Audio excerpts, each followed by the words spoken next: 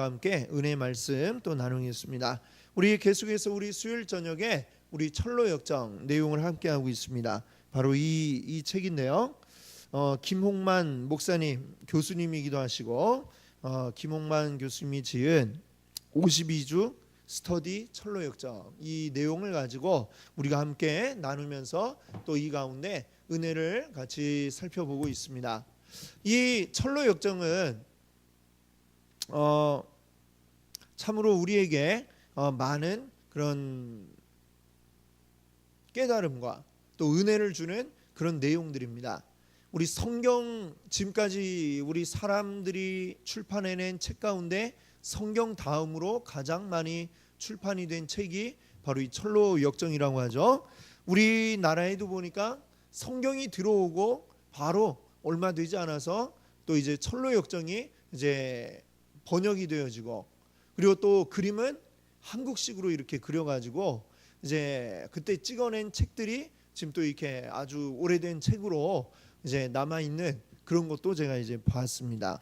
그래서 이 철로 역정은 참 성경이 들어가면 곧 이제 따라 들어가는 정말 이 성경의 진리를 우리에게 알려주는 참 귀한 그런 책으로 우리가 알고 있습니다. 존 버년 이제 목사님이고 이제 청교도였죠. 그래서 그 아주 우리에게 귀한 진리들을 이 내용을 통해 알려주고 있는데, 지금 이제 그 내용들 우리가 쭉 따라 살펴가고 있습니다. 오늘은 이제 14번째 구원의 은혜에 미치지 못하는 자들이라는 내용을 우리가 함께 보려고 합니다. 지금 이제 내용이 어디까지 왔냐면은 드디어 이제 크리스찬이 좁은 문을 통과해서 좁은 길로 이제 쭉 걸어가는 가운데 있습니다. 좁은 문을 통과하자마자 가장 먼저 갔던 데는 해석자의 집이라고 하는 데를 갔어요. 이 해석자의 집에서 해석자는 누구냐면 바로 성령님이시죠. 하나님의 말씀을 우리에게 풀어 알려주시는데, 거기에서 이제 7가지의 것을 보았습니다. 7가지를 쭉 보고 그 다음에 이제 조금 더 이제 길을 가다 보니까 무엇을 만났느냐면 십자가가 있는 곳을 가게 되었습니다. 그 십자가에서 이 크리스찬이 십자가를 체험하고, 그리고 비로소 거기에서야 이제 등에 있던 짐이 다 떨어져 나가는 이런 일들을 이제 크리스찬이 경험하고 체험을 했죠. 자, 이제 등에 짐도 떨어져 나가고 그 십자가의 은혜가 완전히 이제 자기 것이 된 거죠. 그러고서 이제 길을 계속 가는데, 이제 그 앞선 그 길의 좁은 길의 특징이 나왔는데, 좁은 길은 어떠냐면 그 길 양옆으로 담이 이제 쭉 이제 있다는 것을 이제 이전에 이야기했습니다. 이 좁은 길이라고 하는 것은 곱고 좁고, 그리고 일체의 그 밖의 것들과 섞여서는 안 되는 이제 구분되어 있는 바로 그러한 길이다라는 상징을 하고 있는데, 자, 이제 오늘 보니까 이 길을 걸어가는데 이 좁은 길에 들어온 이제 믿음으로 주님 앞에 쭉 나아가는 이 순례의 길에 들어온 자들인데도 불구하고 이제 누워가지고 자고 있는 자들을 발견하게 됩니다. 그들은 누구냐면 여기 이제 작은 제목에 나와 있는 것처럼 미련쟁이와 게으름뱅이, 거드름쟁이, 이러한 사람을 만나게 된 거죠. 자, 발목에 쇠고랑을 차고 있고 보니까, 그리고 잠을 자고 있다라고 그랬습니다. 밑에 그 그림이 있죠. 세 사람이 이제 발목엔 쇠고랑, 그리고 잠을 그냥 자고 있는 이 세 사람을 보았습니다. 자, 이들은 무엇을 의미하고 있을까요? 자, 보시면은 뒤에 우리 4페이지 보시면은 이 세 사람이 무엇에 매여 있습니까? 하고 물어보고 있습니다. 바로 이 미련쟁이, 게으름뱅이, 그리고 거드름쟁이. 자, 이들이 무엇을 묶여 있느냐? 잠언 5장 22절에서 우리가 답을 찾을 수 있는데요. 한번 같이 읽어볼까요? 악인은 자기 악에 걸리며 그 죄의 줄에 매이나니. 자, 악한 자들은 무엇에 걸린다고 그래요? 자기가 저지른 그 악에 의해서 걸리고, 그리고 죄의 줄에 매여 있다라고 이렇게 이야기했습니다. 지금 이 세 사람, 미련쟁이, 게으름뱅이, 거드름쟁이들은 그의 발에 무엇이 묶여 있느냐? 바로 이 죄의 줄에 묶여 있다라고 이야기할 수 있는 거죠. 자, 이건 무슨 얘기냐? 사실 여기가 지금 이미 좁은 문을 통과해서 들어온 좁은 길이다라는 걸 우리가 알아야 됩니다. 분명히 믿음 가지고 있는 자들로서 그 길에 들어왔는데, 그러나 그들은 말하자면 어떤 상태냐면 교회에 들어와 있는 자들입니다. 그러나 교회에 들어와 있지만 그럼에도 불구하고 자기 죄를 보지 못하는 거예요. 그의 발에는 여전히 죄의 사슬이 묶여 있는 것입니다. 그럼에도 불구하고 나는 영적으로 안전해, 나는 교회 다니니까 괜찮아 라고만 이렇게 생각하고 있는 그러한 상태. 자, 이러한 자들은 지금 자신의 영적 상태를 전혀 모른 채 굉장히 지금 영적인 상태가 지금 영적으로 게으르고 아주 거드름 피우고 있는 이러한 상태라고 하는 거죠. 자기들이 지금 어떤 상태인지를 온전히 깨닫지 못하고 있는 상태. 이런 자들은 온전히 무엇을 알아야 되느냐? 자신의 죄에 대한 것을 깨달아야 되고요. 그리고 하나님의 죄에 대한 심판이 있다는 것을 깨달아야 합니다. 바로 그러한 것들을 분명하게 알지 못한 상태에 있으니까 죄가 있어도 전혀 아무렇지도 않고 이 영이 완전히 나태해져 있는 상태를 지금 여기서 보여주고 있습니다. 자, 이 세 사람을 보고서 이제 크리스찬이 다가가요.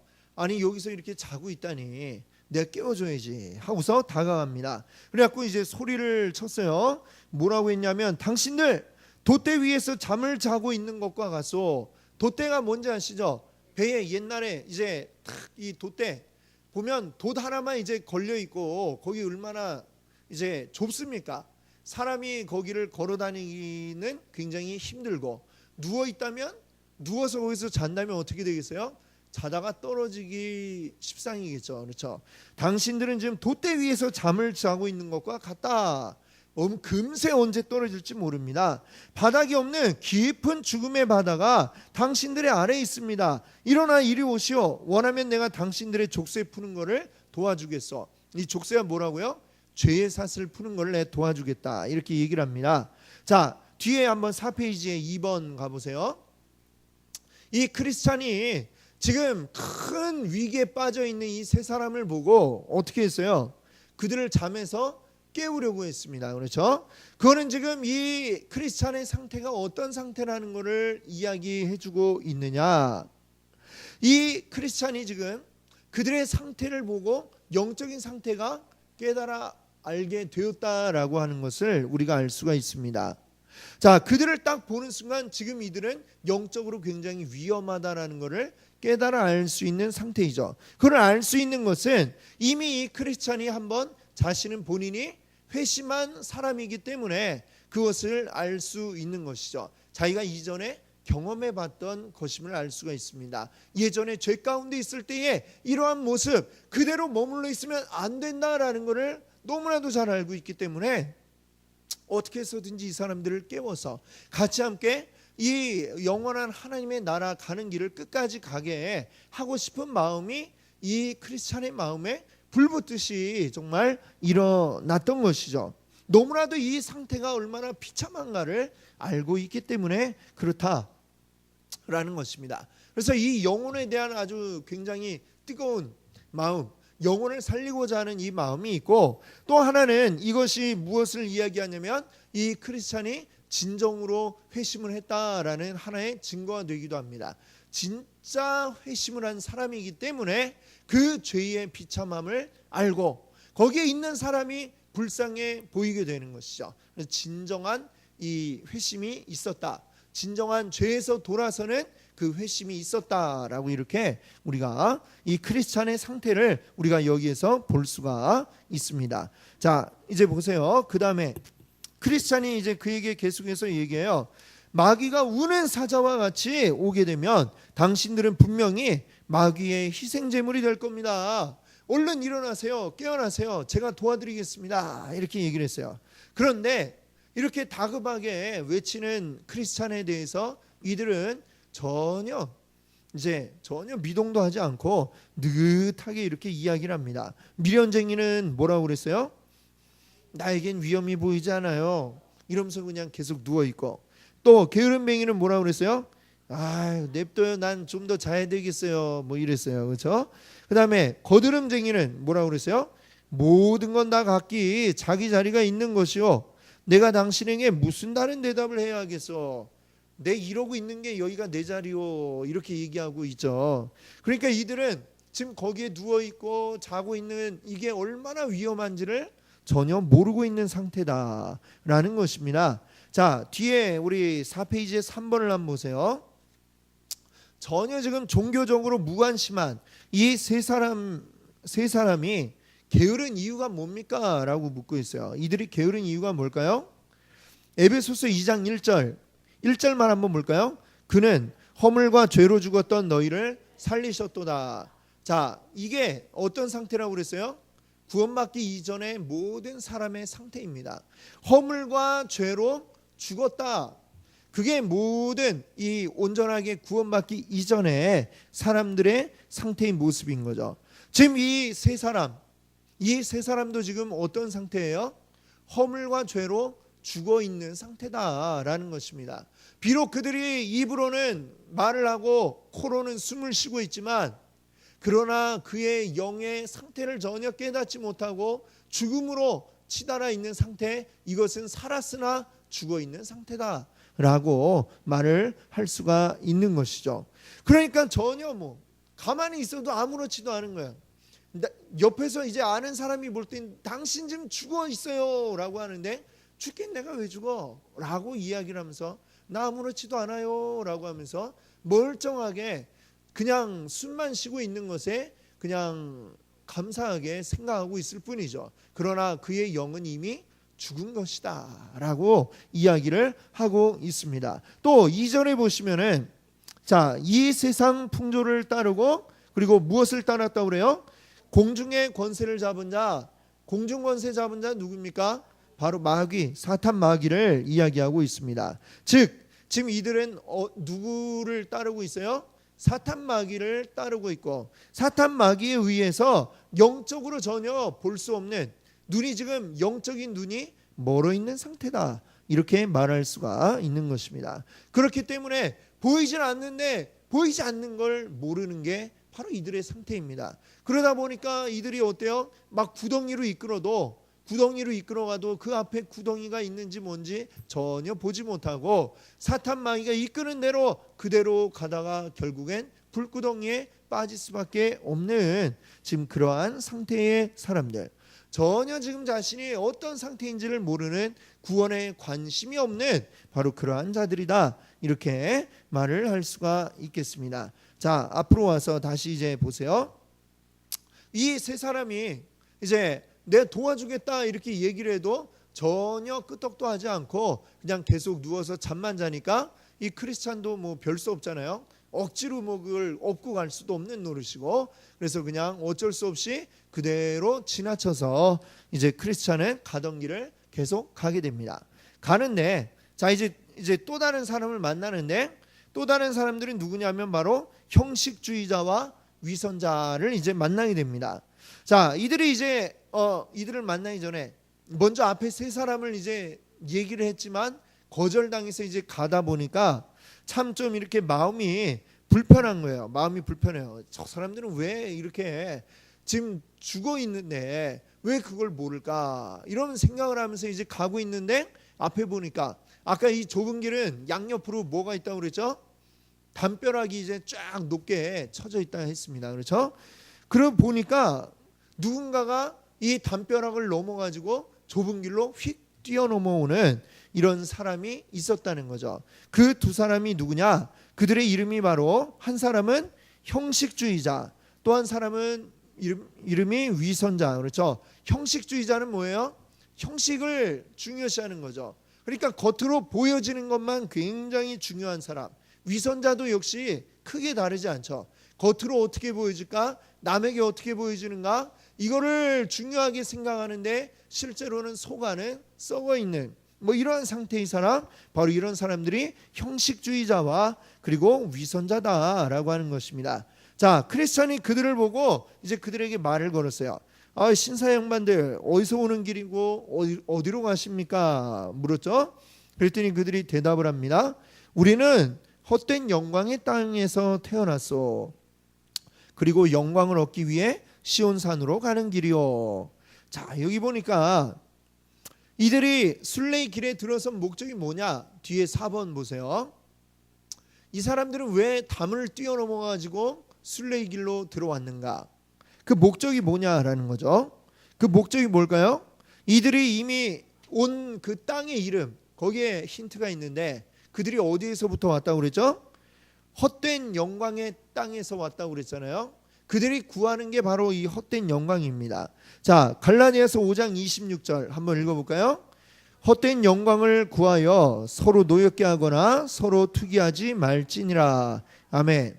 바로 이 헛된 영광을 얻기 위해서 이 두 사람은 담을 뛰어넘는 방법으로 순례의 길로 들어왔다 이야기하죠. 헛된 영광이라고 하는 게 무엇일까요? 영원하지 못한 것에 그것을 가지고자 애쓰는 거죠. 영원하지 못한 것, 곧 무엇입니까? 이 땅에 있는 것, 이 세상 것들의 이득을 구하기 위해서 애를 쓰는 사람, 이런 것이 바로 이제 헛된 영광을 구하는 것입니다. 또 영원하지 못한 것이 또 있습니다. 뭘까요? 사람들 사이에서 내 이름을 알리고 싶은 어떤 그런 욕구. 사람들 앞에 내 이름을 알리고 그리고 이 세상의 것들을 가지고 취하고자 하는 그러한 마음, 이걸 뭐라고 성경이 이야기하느냐? 헛된 영광이다 이야기합니다. 왜 이게 헛된 영광일까요? 영원한 것이 아니기 때문에 그렇습니다. 잠깐 있다가 사라질 것을 위해서 아주 그게 영원한 것처럼 그냥 목숨 걸고 매달리는, 실제로 그렇죠. 이 땅의 헛된 영광을 구하며 사는 사람들, 정말로 그것이 영원할 줄 알고 아주 목숨 걸고 달려드는 게 바로 이 세상의 모습인데, 바로 이러한 헛된 영광에 사로잡힌 이 두 사람이 담을 뛰어넘어서 지금 이곳에 왔다라고 이야기하고 있습니다. 자, 그 다음을 이제 볼까요? 크리스찬이 물어요. 왜 좁은 문으로 들어오지 않고 담을 넘어서 왔습니까? 다른 길로 넘어오는 자는 도둑이요 강도라고 기록된 걸 모릅니까? 이렇게 얘기했죠. 자, 뒤에 한번 5번 4페이지 5번을 보세요. 좁은 문을 통과하지 않고 이곳에 왔다는 건 무엇을 의미합니까? 자, 요한복음 10장 1절에 이런 말씀이 있죠. 내가 진실로 너희에게 이르노니 문을 통하여 양의 우리에 들어가지 아니하고 다른 데로 넘어가는 자는 다 뭐라 그래요? 절도며 강도요. 절도, 남의 것을 훔치는 것이고 칼 들고 훔치는 강도다라고 말씀하고 있습니다. 자, 지금 이 크리스찬이 볼 때 이들은 올바른 길로 오지 않고 담을 넘어 들어왔죠. 당신들은 절도요 강도입니다 이야기를 했어요. 자, 그리고 이들은 근데 왜 이렇게 담을 뛰어서 넘어서 왔습니까? 이들에게 무엇이 지금 생략이 된 거죠? 제일 중요한 거, 그 길에 들어오려면 어떤 문을 통과했어야 돼요? 좁은 문을 통과했어야 되는데, 좁은 문이라고 하는 제대로 된 길이 아니라 다른 편법을 이렇게 사용하려고 그렇게 했던 것이죠. 이 좁은 문을 통과한다는 것은 무엇을 의미하냐면 결국은 죄에 대한 회개, 이것이 없이는 좁은 문에 들어올 수가 없는 것입니다. 자, 우리가 알아야 될 게 이 죄, 우리가 무엇을 회개해야 되는 겁니까? 우리가 죄 하는데 죄도 뭐 따지면 우리 너무나도 많잖아요. 그렇죠? 근데 결국에 이 모든 죄를 우리가 알아야 될 것이 있습니다. 무엇을 우리가 회개해야 되느냐? 오늘 내가 거짓말한 거, 그거 하나하나 따지려면 셀 수도 없고, 근데 그럼 무엇을 우리가 이것을 회개해야 되느냐? 우리가 하나님 말씀대로 하지 않는 거, 순종하지 않는 거, 결국 이것이 하나님이 보시는 죄라고 하는 것이죠. 하나님 말씀대로 하지 않으니까 거짓말하게 되고, 하나님 말씀대로 하지 않으니까 탐심을 품게 되고, 이런 것들을 우리가 하나님 앞에 회개해야 하는 것인데, 그런 과정이 없이, 하나님 앞에 나의 죄를 고백하고 회개하는 과정이 없이, 하나님 앞에 내가 죄인이라고 하는 것을 깨닫는 과정이 없이 그냥 이런 과정은 생략해버리고 훌쩍 열매만 얻으려고 하니까, 내 죄를 내가 깨닫는 거, 내 죄를 고백하는 거, 이게 얼마나 힘들고 어려운 일입니까? 그렇죠?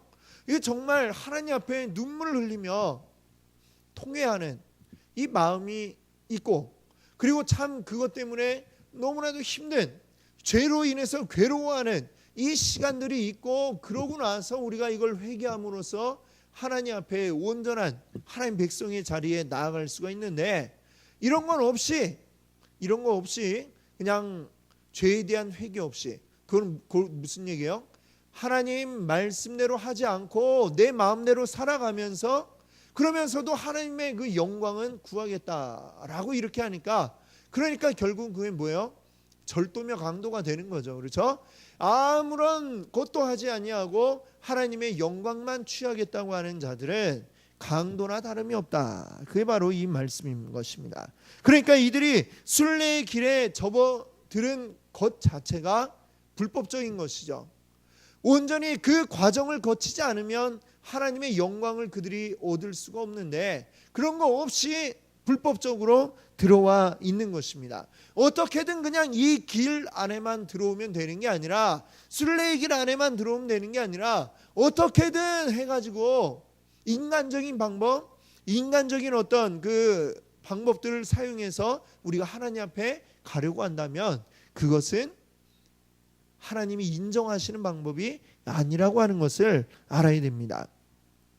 자, 그럼 이 지름길로, 이제 원래 길로 오지 않고 담을 넘어왔다, 이런 것은 무엇을 의미하겠느냐라고 하는 것이죠. 자, 무엇을 의미할까요? 사실 지금 이 존 번연이 철로 역정을 쓸 때에 지금 이 의도한 바는 어떤 것이냐면, 바로 로마 카톨릭의 어떤 그런 것들을 의미하고 있었을 것입니다. 이제 뒤에 이제 그것을 이제 다시 이야기하게 되겠지만, 지름길로 왔다는 건 곧 6번 문제 보세요. 편법을 의미한다, 또는 위법을 의미한다, 이렇게 얘기했죠. 자, 바른 길이 아니라 편법을 써가지고 구원을 얻으려고 하는 것, 이것의 위험성이 뭐냐? 위험성이 뭘까요?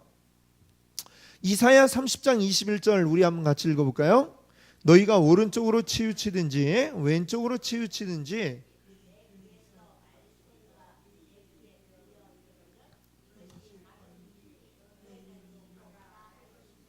아멘. 자, 이사야서에서 보니까 우리가 어느 길로 가야 된다고 얘기를 합니까? 왼쪽 오른쪽 이게 중요한 게 아니라 바른 길을 가는 게 중요하다라고 말씀하고 있습니다. 바른 길, 우리가 믿음의 길, 하나님께로 나아가는 그 길은 정해져 있습니다. 그 가는 관문이 다 정해져 있어요. 하나님의 말씀의 범위 안에서 우리가 그 길을 가야지, 하나님의 말씀에 벗어난 어떤 방법들을 사용해서 내가 하나님께 구원받겠다라고 한다면 그것은 잘못된 길이다라고 하는 거죠. 지금 이들이 한 것처럼 담을 넘어 들어오는 그러한 결과가 되고 만다는 것입니다. 우리의 어떤 인간적인 방법, 예를 들면 어떤 내 몸에 고통을 가함으로써 고행으로 그것이 내가 구원받을 수 있고 깨끗해질 수 있다라고 생각한다든지, 아니면 루터가 그 종교개혁하기 전에 그가 경험했던 것이 있죠. 로마에 있는 베드로 성당, 그 오랜 기간 동안 지었던 베드로 성당을 무릎으로 그 계단들을 기어 올라가면서 회개 기도를 그래야 우리가 구원받는다라고 할 때에 이 막 무릎이 으깨지는 고통으로 한 계단 한 계단 이렇게 올라가며 하다가 어느 순간 탁 깨닫는 거죠. 근데 이걸로 우리가 구원을 받나? 네. 그 깨달음이 와가지고 이 루터가 종교개혁을 하게 된 거 아닙니까?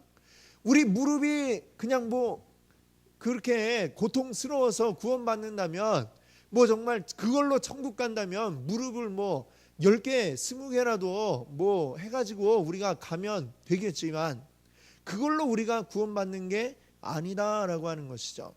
내 몸에 어떤 고통을 가해서 고행으로 우리가 천국 가느냐? 그것이 아니다라고 하는 것입니다. 바로 그것을 잊어버린 채 지금 인간적인 어떤 방법, 내가 이 정도 했으면 하나님 앞에 내가 내세울 게 있다라든가 그런 생각을 하니까, 그러니까 잘못되게 되는 것이죠. 우리 성경에 보면 히스기야가 그러잖아요. 히스기야가 물론 대단한 그 하나님의 뜻대로 했던 일들이 있습니다. 그러나 그가 마지막이 아니죠. 하나님께서 이제 마지막이다라고 말씀하실 때, 네가 이제 병에 걸려서 죽게 됐다 할 때에 그가 어떻게 했습니까? 그 말씀에 순종하는 게 아니고 히스기야가 뭐라고 그랬어요? 하나님, 내가 했던 일들을 한번 보십시오. 내 이렇게 주를 위해 열심히 했는데 꼭 지금 죽어야 되겠습니까? 하면서 막 부르짖었단 말이에요. 그래갖고 물론 병이 나았지만 그 결과에 대해서 제가 한번 말씀드린 적이 있죠. 히스기야가 이제 15년을 더 사는데 그러고 나서 죽잖아요. 예. 뭐 히스기야가 뭐 영원토록 천년 만년 사는 것도 아니고 결국 15년 있다가 죽게 됩니다. 그러고서 이제 그의 아들이 왕이 되는데 그가 왕이 될 때에 나이가 13살이에요. 13살이면 언제 태어난 거예요? 원래 하나님 죽겠다고 한 이후에 태어났잖아요. 그렇죠? 근데 이 히스기야 다음에 왕이 된 사람이 누구냐? 아하스. 예, 아하스라고 하는 왕이 되었습니다. 그는 어떤 왕이냐? 남유다 안에서도 가장 하나님 말씀 안 들었던 그런 사람이 바로 그 아하스 왕이었던 거죠. 심지어는 자기 아들을 그 이방 우상인 몰렉이라고 하는 우상에게 제물로 드릴 때에 자기 자녀를 불에 던져가지고 제물로 드리는데 이 유다의 왕이라는 자가 그러한 일들을 할 정도의 일들이 있었다는 거죠. 그러면 하나님 말씀을 내가 따르지 않고 어쩌면 그것도 그러니까 어떻게 됐어요? 하나님이 너 이제 죽는다라고 할 때에 그가 물론 병이 낫고 오래 살아서 믿음으로 된 것 같지만 사실은 이제 결론적으로 보면 오히려 그가 더 오래 삶으로 인해서 유다 안에 더 괴로운 일들이 생기고 이 나라가 어렵게 되었다. 결국 하나님의 뜻을 우리가 거스르는 것은 어떤 경우든지 결국에는 이런 안 좋은 결과들을 만들어 온다라는 생각을 우리가 그 이야기를 통해서 한번 생각해 봅니다. 지금 여기에서 이야기하는 것도 마찬가지죠. 우리가 인간적인 어떤 방법과 생각을 사용해서 할 때에 하나님의 뜻에 어긋났을 때에 그 결과라고 하는 것은 좋을 수가 없는 것이죠. 하나님의 뜻에 어긋났을 때, 하나님의 뜻이 아닐 때에는 모든 게 좋은 결과는 당연히 나올 수가 없는 것입니다. 바로 그것을 이야기하는 거죠. 자, 이렇게 이들이 지름길을 선택했을 때에 자, 여기 한번 이 페이지에 보시면 6번 뒤에 크리스찬이 이야기하죠. 그러나 주의 도성에서 불법 침입한 것으로 간주되지 않겠소. 따라서 계시된 주의 뜻을 어긴 것이 되지 않을까요? 크리스찬이 이제 묻죠. 자, 지름길을 택한 자들 결국 그들은 어떻게 될 것인가? 거기에 대한 이야기입니다. 5페이지의 7번 질문 보세요. 지름길을 택한 그들의 죄는 무엇입니까? 자, 마태복음 10장 38절에 이 말씀이 있네요. 또 자기 십자가를 지고 나를 따르지 않는 자도 내게 합당하지 아니하니라. 자, 무슨 얘기입니까? 자기 십자가를 지고, 즉 예수 그리스도의 십자가를 함께 짊어지고 가는 게 아니라 자기의 어떤 의를 가지고 뭔가를 짊어지고 가는, 내가 이렇게 수고했는데 이거는 자기 의라고 하는 것이죠. 그거를 지고 예수 그리스도를 따르지 않는 자, 그런 자들은 어떤 자라고 그랬어요? 나에게 합당하지 않다, 주님께 합당한 자가 아니다 라고 이야기하고 있습니다. 즉 하나님이 말씀하신 그 길이 아니라 다른 길로 인간의 어떤 의를 가지고 내가 하나님의 의를 얻어보겠다라고 이야기한다면 그것은 하나님의 말씀에 굴복하지 않는 것이고, 하나님 말씀에 굴복하지 않는 자들은 하나님이 주시는 영원한 상급을 얻을 수 없다. 이것이 성경이 말씀하고 있는 것입니다. 결국 그들은 마지막 순간에, 마지막 하나님 앞에 갔을 때에 어떤 말을 듣게 될까요? 하나님이 아이고 잘했다, 착하고 순종한 내 종아, 이렇게 하시겠습니까? 아니면 약하고 게으른 종아 말씀하시겠습니까? 네 뜻대로 네가 받을 것을 이 땅에서 네가 다 받았다, 아마 이렇게 말씀하지 않으시겠습니까? 그렇죠? 하나님의 말씀대로만 순종하며 나아가는 자들이 하나님 나라에 이르를 수 있다는 것을 여러분 기억하시기 바랍니다. 자, 근데 이렇게 크리스찬이 물으니까 이 형식주의자와 위선자가 뭐라고 대답을 했냐면, 이 페이지 한번 보세요. 이들은 뭐라고 대답했냐면요, 그것에 대해서는 당신이 골치를 썩을 필요가 없습니다. 왜냐하면 우리 고장 사람들은 관습으로 그렇게 해왔고 필요하다면 그것이 1000년 이상 이렇게 행해져 왔다는 증거를 제시할 수도 있습니다. 예. 자, 여기 8번 뒤 5페이지에 8번 보세요. 이건 지금 무엇을 염두에 두고 얘기한 거냐면 1000년 이상 지속되어져 온 이 관습이라고 하는 게 뭘 이야기하겠어요? 바로 이 로마 카톨릭을 지금 염두에 두고 이 이야기를 하고 있는 것입니다. 우리가 카톨릭에 대해서 늘 이야기하지만 이게 뭐 잘 모르는 사람들은 똑같은 하나님을 믿는 게 아니냐. 예, 진짜 잘 모르는 사람들은 이슬람 그 알라도 또 똑같은 하나님 아니냐 이렇게 얘기하니까 우리가 잘 알고 얘기를 해야 되는 거죠. 자, 로마 카톨릭이 결국에 무엇이 잘못되었느냐? 어떤 이 사람의 관습, 결국은 이 교회가 만들어낸 어떤 전통이라고 하는 게 성경만큼의 권위를 가지고 있는 게 로마 카톨릭입니다. 어떤 면에서는 성경보다도 더한 권위를 가지고 있어요. 예를 들자면은 카톨릭에서는 로마 교황이 말을 하면 그 말한 게 곧 법이나 마찬가지입니다.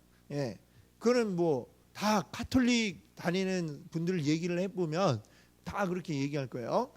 거기선 교황이 말하는 게 곧 법이고 진리고 성경하고 똑같은 권위를 가지고 있습니다. 그렇기 때문에 이 교황이 된다는 것 자체가 굉장한 뭐 그들의 어떤 대단한 적이고, 그러니까 생각해 보세요. 사람, 로마 교황이 결국에는 사람 아닙니까? 사람. 그렇죠? 그분도 사람, 우리도 사람, 다를 게 없는 사람인데 똑같이 죄 가운데 태어나 죄 가운데서 자라나고, 그러나 하나님 믿는다면 구원받을 수 있는 똑같은 사람인데 그 사람의 말에 성경과 같은 권위를 부여한다라고 하는 것 자체가 이 성경 어디에 교황에게 그런 권위가 있다 이렇게 이야기를 합니까? 그리고 교회 안에 여러 가지 전통들이 그들의 안에 쭉 내려오고 그 전통이라고 하는 게 뭘 만들어내요?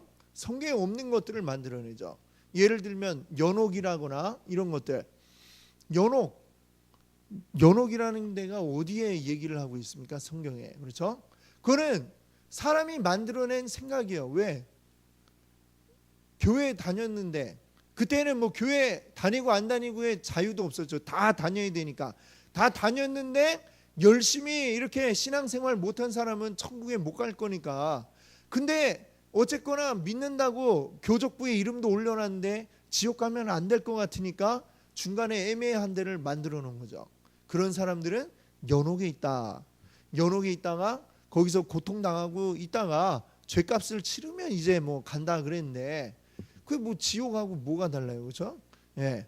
다만 다른 게 있으면 뭐 천국에 갈 수도 있다 이렇게 얘기하니까, 근데 그런 거 자체가 굉장히 우리 사람이 듣기에 그냥 좋은, 그래도 지옥은 안 갔잖아 뭐 이러면서 막 위로할 수 있는 뭐 그런 걸 가지고 만들어낸 게 연옥이다 이런 거죠. 그러니까 이들은 어떤 교회의 전통이나 관습 이런 것이 너무나도 권위를 가지고 있기 때문에 그런 것 성경 말씀이 이야기하지 않는 것들을 그들이 자꾸만 끄집어 오고 그리고 그것을 따라가고 하니까 그것이 잘못된 것이다 라고 이렇게 이야기하는 겁니다. 그러니까 그들이 곧 이제 뭐란 얘기예요? 오늘 이 사람들 이름이 뭐예요? 형식주의자요 위선자.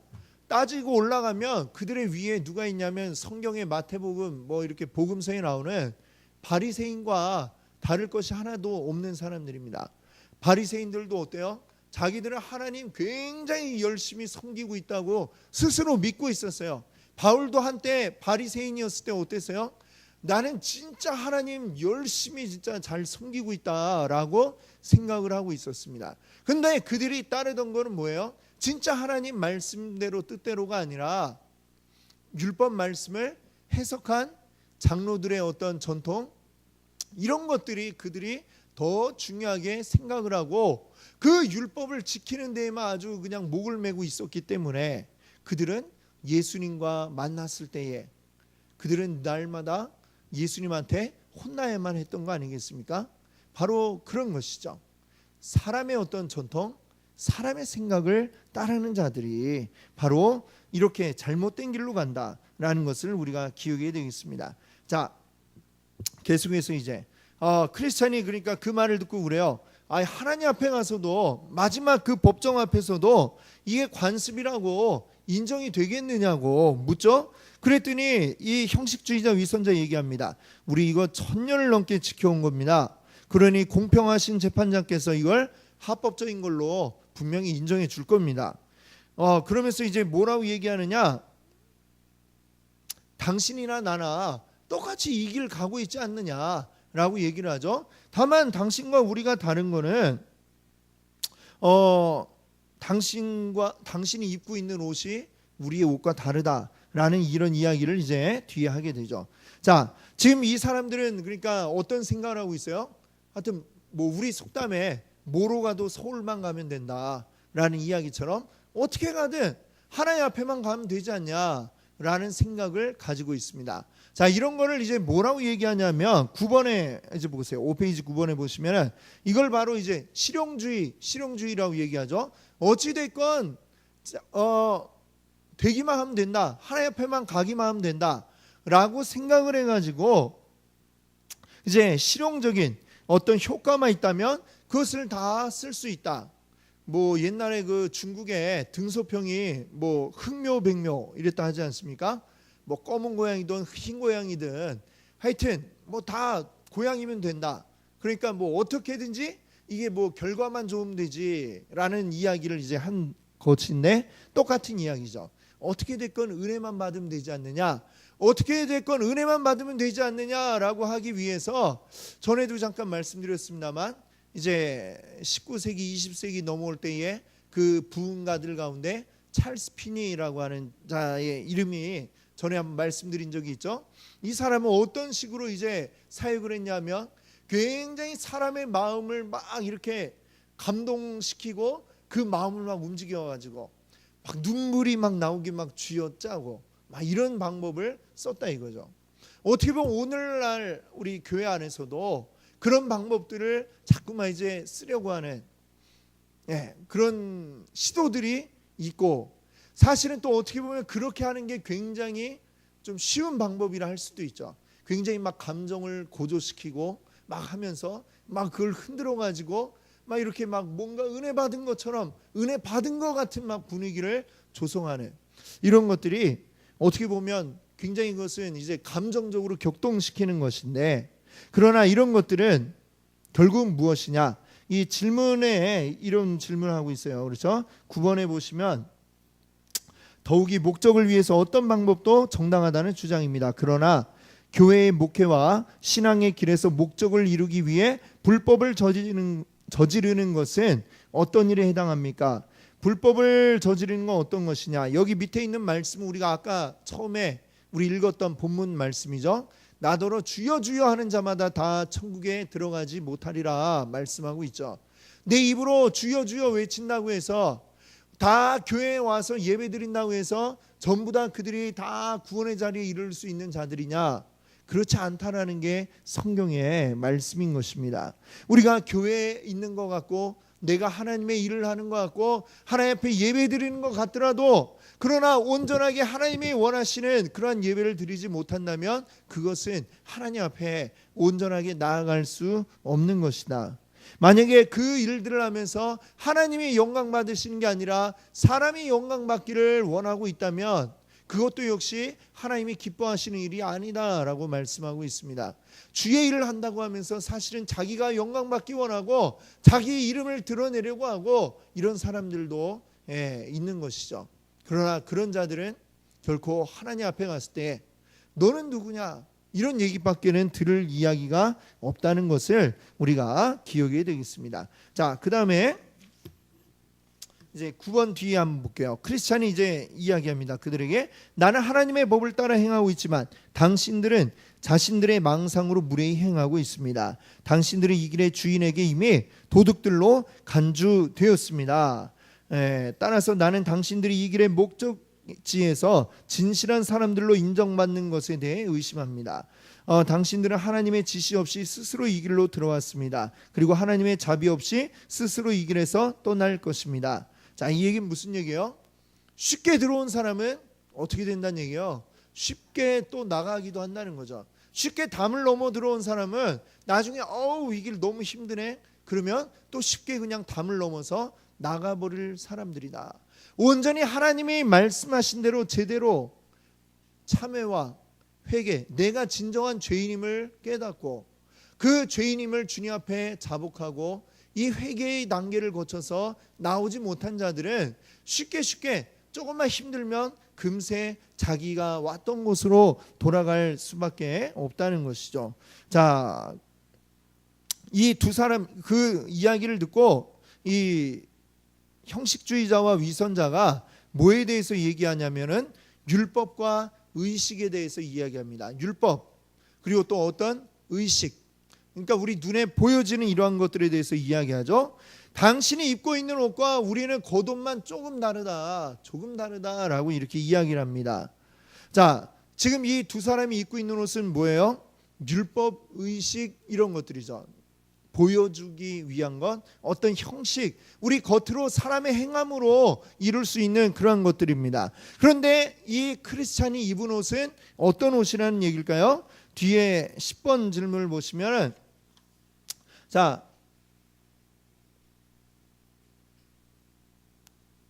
이 크리스찬의 옷에 대한 설명은 12번에 나오네요. 12번에 보시면은 이 옷은 뭐냐?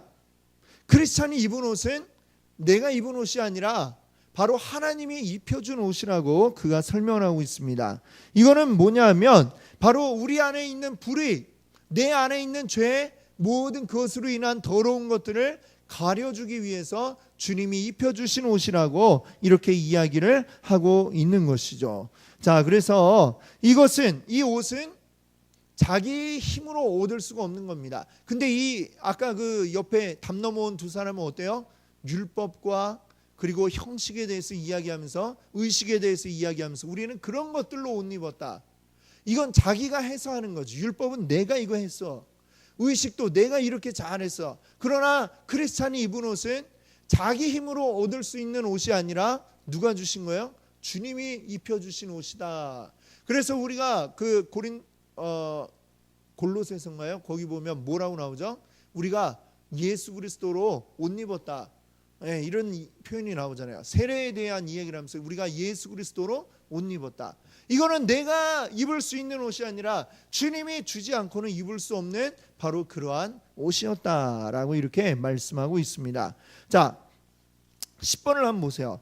이 두 사람은 자신들의 신앙이 잘못되지 않았다 이렇게 주장하고 있습니다. 이들의 마음은 지금 뭘로 가득 차 있을까요?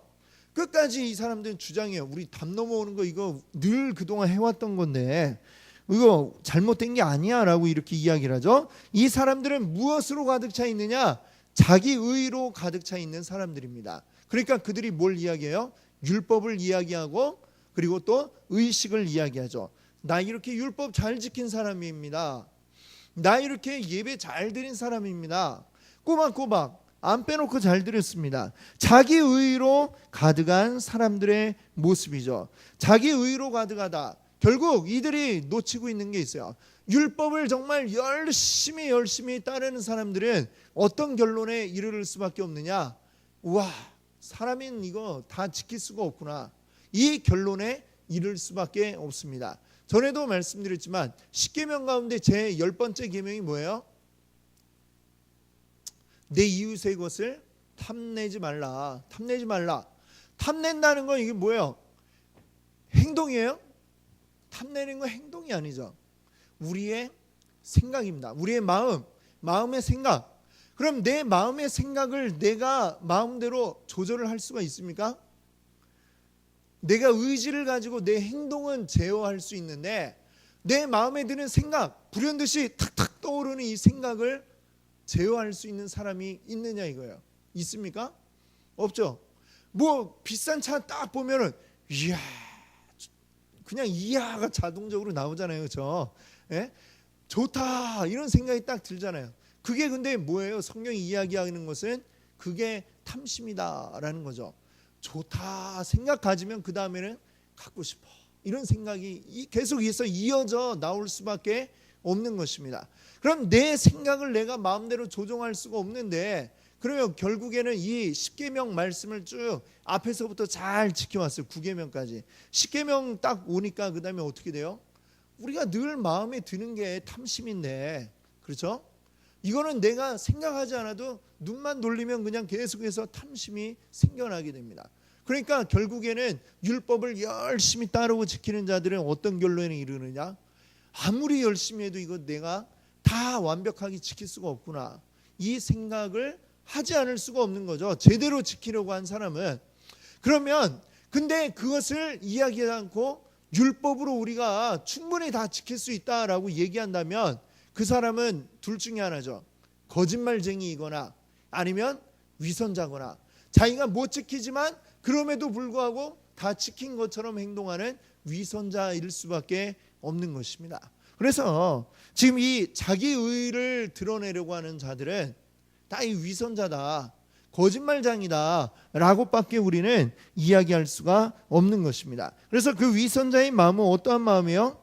탐욕과 그냥 불법이 가득한 그런 것을 또 남에게 강요하는 그런 형식이 될 수밖에 없는 것이죠. 자, 그리고 다시 이제 그러면 이 사람들이 이제 보시면 크리스찬이 이제 그 말을 듣고 다시 이야기해요. 좁은 문으로 들어오지 않은 당신들은 율법과 의식들로 구원받을 수 없습니다 라고 그랬죠. 이 11번 질문을 한번 우리 다시 6페이지로 와서 볼게요. 종교적인 형식을 갖추고 있으면 구원받는다 생각하는 건 이건 뭡니까? 갈라디아 3장 10절에 앞부분만 한번 같이 읽어볼까요? 무릇 율법 행위에 속한 자들은, 아멘, 그렇습니다. 율법의 행위에 속한 자들은 무엇에 있다고요? 저주 아래에 있다. 좀 전에도 설명드린 것처럼 율법의 행위로 우리가 구원받을 수 있다라고 이야기하는 자들은 결국에는 거짓말하는 거다라는 것입니다. 열심히 지켜보면 자기가 알게 되는 거죠. 그렇게 될 수 없다는 것을 알 수 있습니다. 그렇기 때문에 스스로 이제 위선에 빠질 수밖에 없는 것인데, 그럼에도 불구하고 남에게 이야기하는 자들은 이것은 위선자이고 거짓말을 하는 자밖에 될 수가 없다는 것이죠. 종교적인 형식만 갖추면 우리 됩니다, 이 얘기하는 사람들은 다 위선자다, 외식하는 자들이다, 바리새인 같은 사람들이다, 이렇게 이야기할 수밖에 없을 겁니다. 자, 그런데 이제 그 3페이지 와서 12번 뒤에 한번 보세요. 크리스찬은 이제 그들에게 이야기합니다. 나에게는 내 이마에는 표시가 있습니다. 어떤 표시가 있을까요? 우리 이제 지난번 13과 할 때 보았는데 성령의 인치심에 표시가 있다 이겁니다. 이 크리스찬에게는 내가 하나님의 백성이다라고 하는 분명한 그 인친 바가 되었다라고 이야기를 하고 있고요. 그 다음에 그 13번이라고 되어 있는 거 위에 하나 둘 셋 넷 다섯 번째 줄 보시면 나에게는 봉인된 두루마리가 하나 있다. 예, 봉인된 두루마리를 그가 가지고 있었다는 얘기가 이전에 있었습니다. 그렇죠? 그것을 여행하는 가운데 계속 읽어보면서 또 힘을 내고 계속해서 가지고 가고 있었는데, 자, 이 두루마리는 이 크리스찬에게 어떤 역할을 하느냐? 6페이지 13번 보세요. 이 두루마리는 뭐냐면 말하자면 은혜의 언약, 하나님이 하신 은혜의 언약을 적어놓은 일종의, 지금 말하자면 이것은 계약서를 지금 들고 있는 겁니다.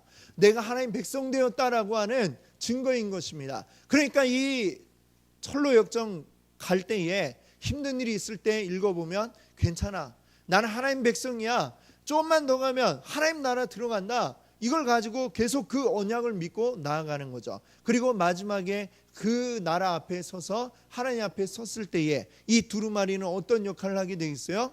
하나님의 약속이잖아요. 하나님 앞에 증거 표시가 되는 겁니다. 나는 하나님의 자녀입니다 라는 증거 표시가 되어서 하나님께로 인도하는, 그래서 영원한 생명을 얻을 수 있는 바로 그러한 표시가 된다라고 하는 것을 말씀하고 있습니다. 자, 그 이제 3페이지에 13번 뒤에 보시면 그러나 당신들은 좁은 문을 통과해 들어오지 않았기 때문에 이런 것들이 없습니다 라고 이야기하고 있어요. 이마에 인칭 증거나 그리고 두루마리가 그들에게는 없다는 것이죠. 자, 결국 이거는 뭘 얘기하는 거냐? 이들에게는 회개와 믿음의 증거가 없습니다. 그럼 마지막에 하나님 앞에 갔을 때에 그들은 어떻게 될까요? 그 앞에서 그냥 무조건 좁은 길로 왔으니까 무조건 천국, 이게 아니라 하나님 앞에, 심판대 앞에 우리가 선다는 거죠. 심판대 앞에서 우리는 무엇을 해야 돼요? 증거를 보여야만 되는 겁니다. 이 땅 가운데 우리가 어떻게 했는가 증거를 보여야 되는 겁니다. 하나님 언약의 표시의 증거를 보여줄 수가 있어야 되는데, 형식주의자들 그리고 위선자들은 어떻게 된다는 겁니까? 내보일 증거가 그들에게는 없다라고 하는 말이죠. 자, 그 말을 듣고 이 두 사람은 비웃습니다. 크리스찬을 비웃어요. 자, 그들이 크리스찬을 비웃은 이유는 무엇입니까? 그들은 이 크리스찬의 말이 사실은 다 어디에 근거한 얘기냐면 성경에 근거한 이야기를 하고 있어요. 근데 그것을 무시하고 비웃었죠. 그것은 결국 무슨 얘기입니까? 그들은 제대로 하나님의 말씀에 의지하지 않고 그 길을 가려고 하고 있었다라고 하는 것이고, 그들은 잘못된 확신을 가지고 있어요. 우리는 담 넘어왔지만 이 길에 들어왔으니까 우리는 하나님 나라 간다라는 이상한 잘못된 확신을 가지고 있으니까 지금 그들의 눈에는 크리스찬이 어떻게 보여요? 굉장히 미련하고 어리석은 사람처럼 보이겠죠. 그러니까 뭣도 모르면서 저렇게 얘기하네 하면서 비웃고는 그냥 가버린다라는 얘기입니다. 그러나 그들은 정작 이제 마지막 심판대 앞에 섰을 때에 모든 걸 깨닫게 되겠죠. 하나님이 그들의 교만함을 심판하게 될 겁니다. 우리는 성경이 말씀한 그대로, 하나님이 우리에게 말씀하신 그대로 할 때에만 우리가 구원의 자리에 이를 수 있음을 우리 기억할 수 있기를 바랍니다. 오늘 함께 하신 우리 성도님들, 우리가 다 같이 오늘 우리가 읽었던 본문 말씀처럼 주여 주여 한다고 다 갈 수 있는 게 아니라 입으로는 주여 하면서 자기 영광을 드러내려 하고 자기 생각을 따르고 사람의 진리가 아니죠. 그거는 사람의 생각과 뜻을 따르려고 하는 자들은 다 거기에 대해서 하나님이 다 하나하나 분명하게 심판하실 때가 올 것임을 우리가 기억할 수 있기를 바랍니다. 오직 우리 하나님의 생각과 말씀과 뜻으로만 우리 살아가시네, 그래서 끝까지 우리 믿음의 길을 나아가시는 우리 성도님들 되시기 바랍니다. 함께 기도합니다. 할렐루야. 주님 감사합니다. 오늘